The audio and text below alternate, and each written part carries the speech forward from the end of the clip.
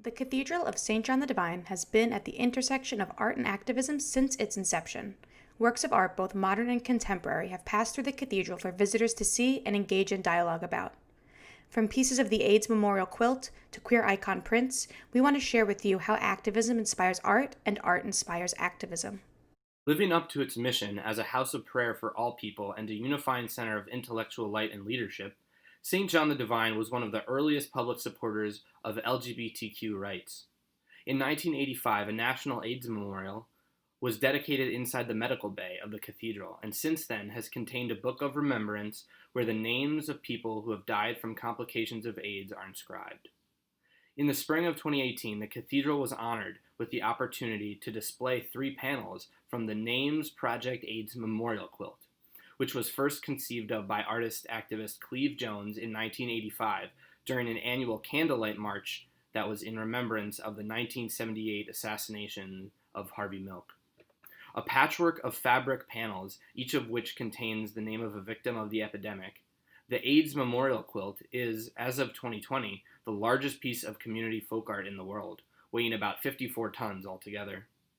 3 panels of the quilt were displayed in the cathedral to coincide with the Congregation of St. Saviour's support of the 2018 New York City AIDS Walk. These panels were inscribed with names of people who had close ties to the cathedral. For example, one of the panels features the artist and activist Keith Haring, whose final work, The Life of Christ Altarpiece, has been displayed inside the cathedral since the mid-1990s. Another panel features Robert Joffrey, the founder and artistic director of the Joffrey Ballet.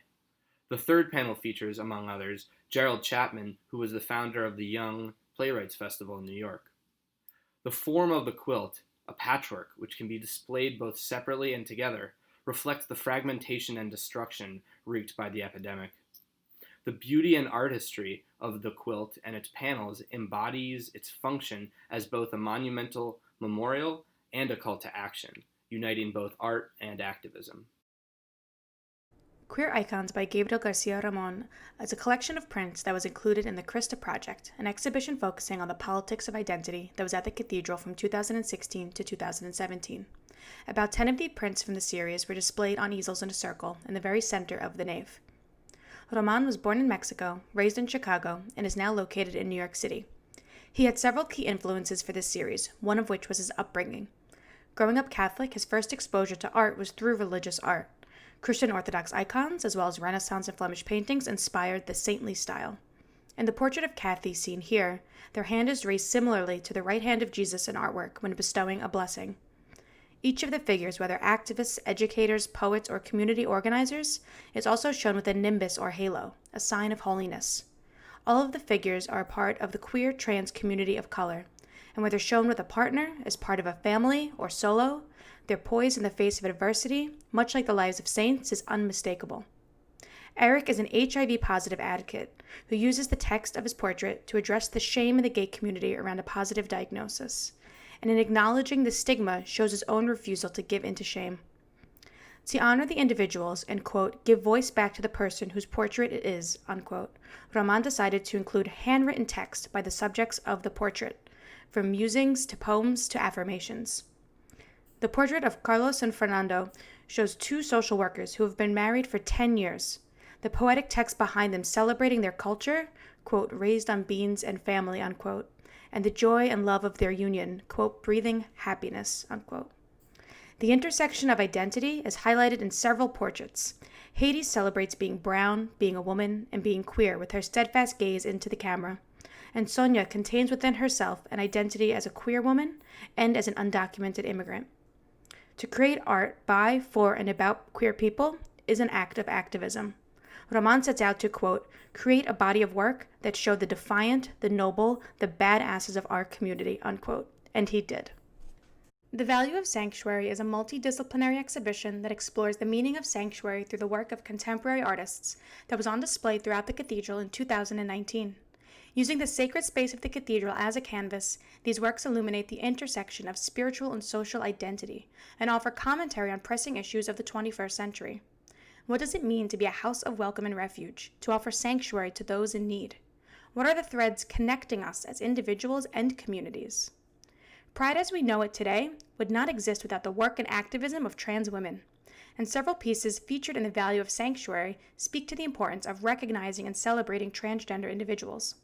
The artists Juan Jose Barboza-Gubo, Andrew Mroczek, and Cassils contributed works that represent different facets of the experience of transgender people around the world. The series Vírgenes de la Puerta focuses on the transgender women of Lima, Peru. Barboza-Gubo and Mroczek honor the diversity of the Peruvian culture by reincorporating these transgender women into the cultural landscape and history of Peru. In direct contrast to their oppressors' intentions, the work celebrates trans women of color by presenting them as relevant iconic figures within the context of their native land. Influenced by 19th century colonial painting, this series of portraits and tableaux incorporate cultural and religious iconography in an effort to pay homage to the resilience and beauty of these women, to strengthen, empower, and embed a sense of pride within the current and future generations of Peru's LGBTQ community. The Resilience of the 20% is a sculpture cast from the bashed clay remnant of Cassils' Becoming an Image performance and represents the resilience of queer communities. Their title refers to a terrible statistic. In 2012, murder of trans people increased by 20% worldwide. Cast in bronze and weighing nearly 2 tons, this massive sculpture is the centerpiece of Monument Push, an accompanying film documenting the sculpture being pushed through the streets of Omaha, Nebraska, in tribute to its LGBTQ history. As we celebrate Pride season, we remember the activists who made and continue to make intersectional celebrations of community possible.